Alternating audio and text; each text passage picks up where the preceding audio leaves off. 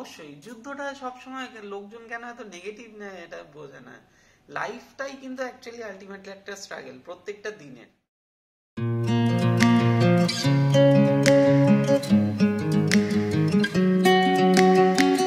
জীবনের প্রত্যেকটা সকাল অন্যরকম, প্রত্যেকটা দিন অনেকটাই বেশি চ্যালেঞ্জিং আর অনেকটাই বেশি সুন্দর। কোন দিনটাকে ঠিক কতটা ফ্রুটফুল করা যায় সেটার প্ল্যানিং কিন্তু নিজেদেরকেই করতে হয়। গুড মর্নিং এভরিওয়ান, আশা করছি সবাই খুব খুব ভালো আছো। আর টার্ন দ্য পেজের আজকের এই স্পেশাল চ্যাপ্টারে তোমাদের সবাইকে ওয়েলকাম জানাচ্ছি। অনেকদিন বাদে একটা বড় ব্লগ বানাচ্ছি, হোপ তোমরা পছন্দ করবে। আজকে থেকে আমাদের লাইফের আরেকটা নতুন চ্যাপ্টার স্টার্ট হচ্ছে।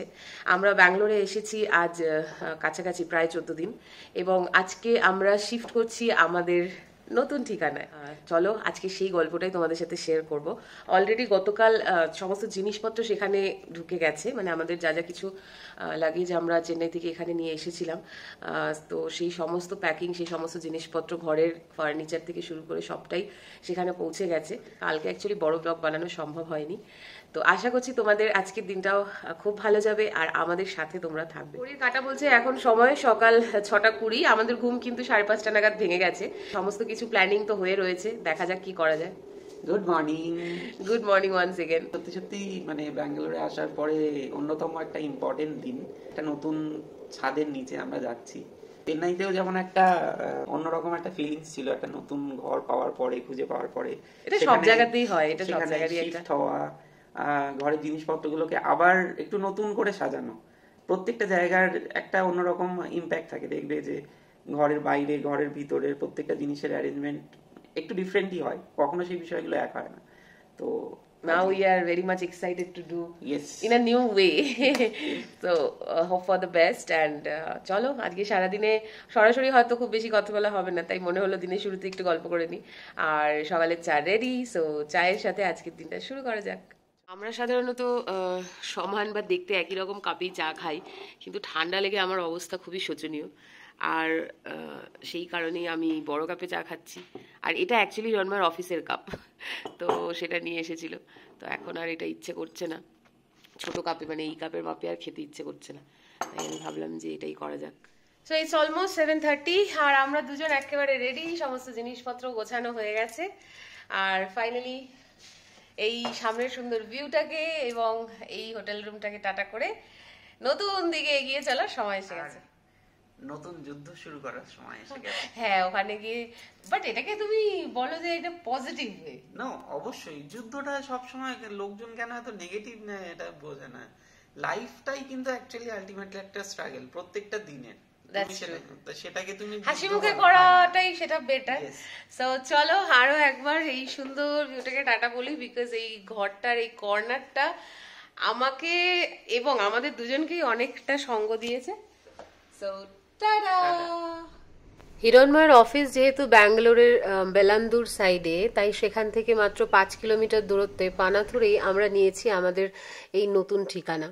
তো আমরা এবার কোনো সোসাইটিতে নিজেদের ঘর খুঁজে নিয়েছি একটি স্ট্যান্ডঅ্যালোন বিল্ডিংয়ে, বাট এই জায়গাটা, এই বিল্ডিংটা, এই ফ্ল্যাটটা এতটাই মানে খোলামেলা, এত আলো এবং হাওয়া যে অনেক অসুবিধা থাকা সত্ত্বেও আমরা এটা থেকে সরে অন্য কোনো ফ্ল্যাট মানে চুজ করতে পারিনি।